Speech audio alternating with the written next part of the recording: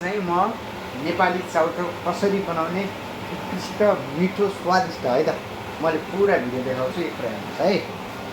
ल यहाँ चाहिँ मैले चाउचाउलाई उमालेर नुडल्स तरिकाको बनाएँ, चाउमिन तरिकाको होइन।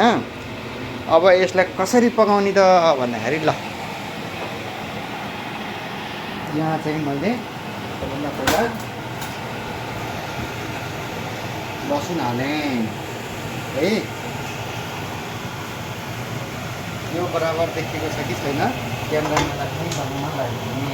अनि त्यसपछि लसुन फुलिसकेपछि सरर प्याज हाल्ने हो।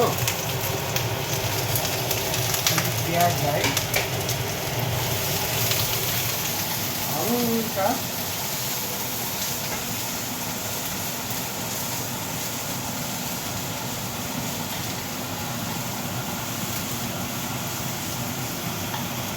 रातो हुने गरी, धेरै रातो नभए कि हल्का रातो हुने गरी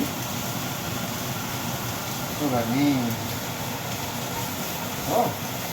चाहिँ प्याज रातो रातो भइसकेको छ। प्याजपछि यो प्याजलाई धेरै पकाउनु हुँदैन, मिठो हुँदैन, टेस्टी हुँदैन। यसमा टमाटर हाल्ने हो। टमाटर हालिसकेपछि यसलाई सरर एकछिन टमाटर धेरै नै हल्का रूपमा गल्न दिने हो। हल्का गल्न दिने। हल्का त्यहाँ कोरेसोमा चाहिँ गाजर कोरेको छु र अलिकति सिमला मिर्च पनि काटेको छु। अब यसलाई मैले सरर यहाँ राखिदिने हो। सिमला मिर्च पनि यहाँसँगै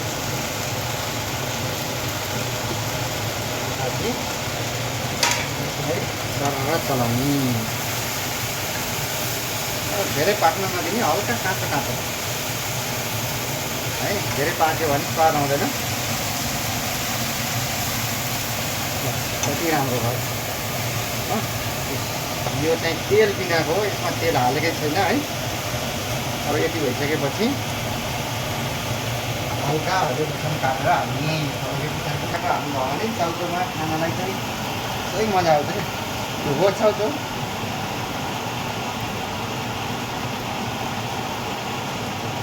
मैले हरियो खुर्सानी पनि यसमा हालेँ। ल यो गाजर चाहिँ यो हरियो चाहिँ पाकिसकेको छ।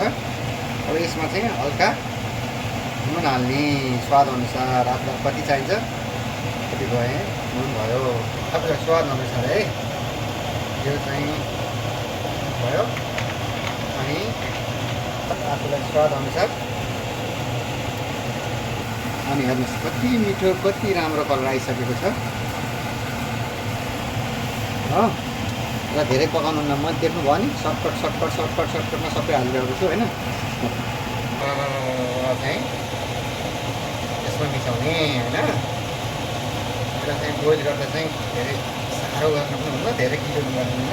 तपाईँहरूले छानिसकेपछि थाहा पाउनुहुन्छ होइन। यसो गरेर टक्क यो भयो। यसलाई सरर पनियोले चलाउने।